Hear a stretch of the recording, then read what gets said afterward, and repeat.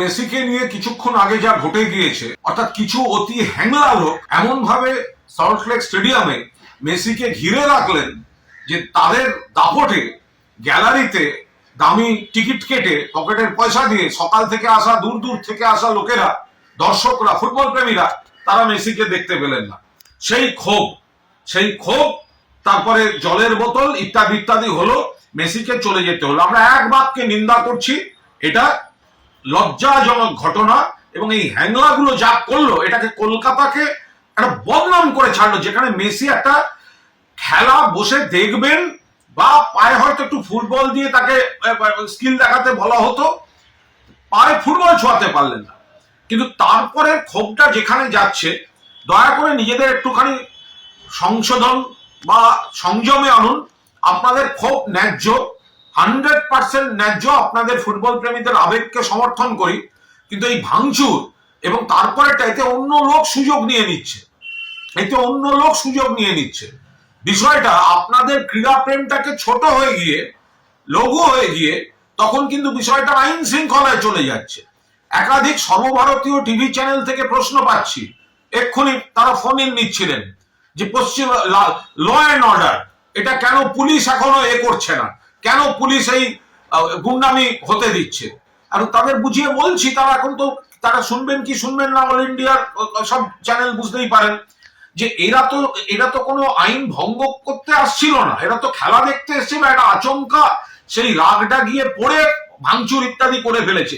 Mamata Bandyopadhyay police তো ক্রীড়াপ্রেমীদের উপর প্রথমেই লাঠিটা চার্জ করতে পারেন না, কিন্তু ন্যাশনাল চ্যানেল থেকে একের পর এক প্রশ্ন আসছে, কেন পুলিশ অ্যাকশন নেয়নি, কেন পুলিশ মারেনি।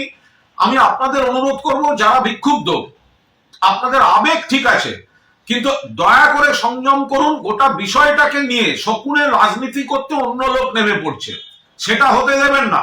এবার আপনাদের সঙ্গে মিশে গিয়ে অন্য লোক যদি, রাজনীতির লোক ঢুকে গিয়ে যদি চারটে ভাঙচুর, চারটে আগুন লাগানো করে দেয়, তখন কিন্তু গোটা দায়টা গিয়ে পড়বে ফুটবল প্রেমীদের উপর। আমি একটু আগে একটা চ্যানেলে, দিল্লির একটি চ্যানেলে ফুটবল প্রেমীদের আবেগ বলতে গিয়ে আমাকে বলা হলো, আপনি গুন্ডামিটাকে কভার ফায়ারিং দিচ্ছেন।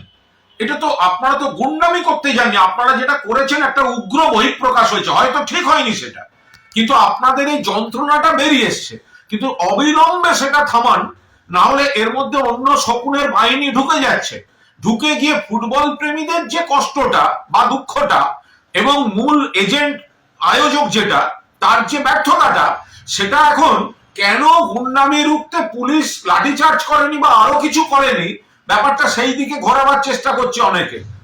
ফলে যুব ভারতী ক্রীড়াঙ্গন আমাদের অত্যন্ত প্রিয়, এশিয়ার সেরা, ভারতের সেরা, তার বেশ কিছু ক্ষতি হয়েছে, এই ক্ষতিও তো আমরা চাই না।